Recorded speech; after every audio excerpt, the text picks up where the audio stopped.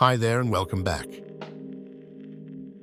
If you have confirmed that HQPlayer is working correctly with Roon, the next question is how you want it to behave.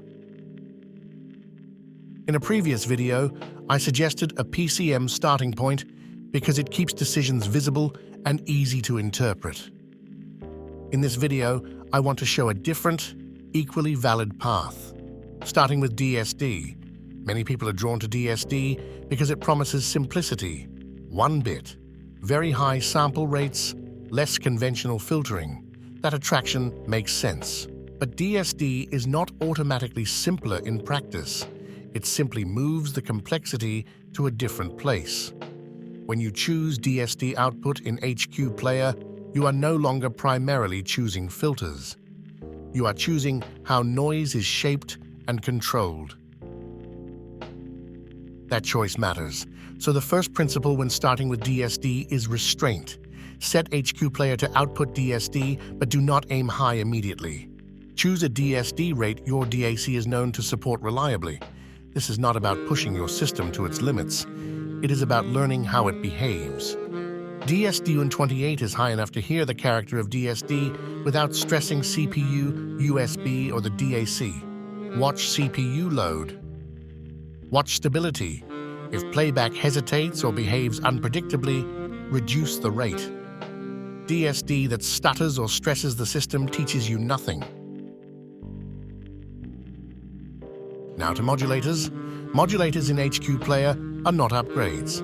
T-Hues, hey are trade-offs. Each one balances noise, stability, and transient behavior differently. For a starting point, choose a conservative, well-established modulator. Choose one that is known for stability rather than extremity.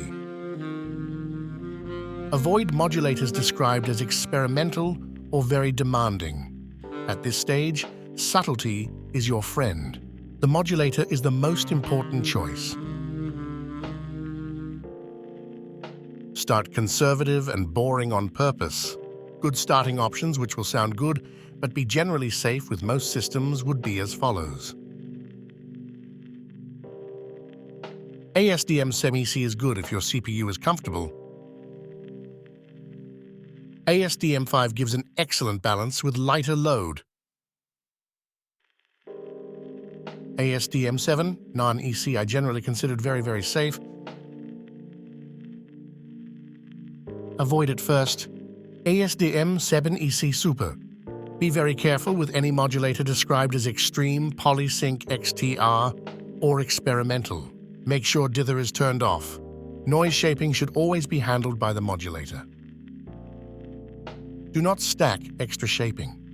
Why should dither be turned off? With DSD, additional dither almost always causes confusion rather than benefit. Now let us consider filters, counterintuitive but important. When outputting DSD, PCM filter choice matters less. Use something simple and stable. Safe options. Polysync short, polysync. Avoid very long filters. Filters marketed as maximum precision at this stage. Once that is set, stop adjusting. Do not chase differences track by track. Listen to music you know well. With DSD, the changes are often about texture and flow rather than detail or impact. Some people hear a smoother sense of movement.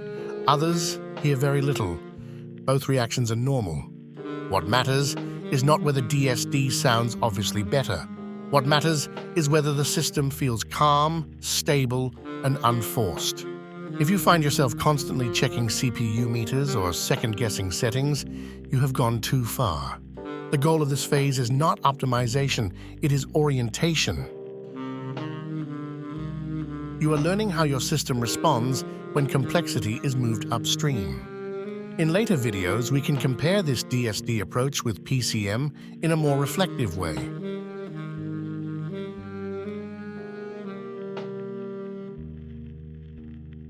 But for now, if DSD playback is stable, predictable, and does not distract you from the music, you have started correctly.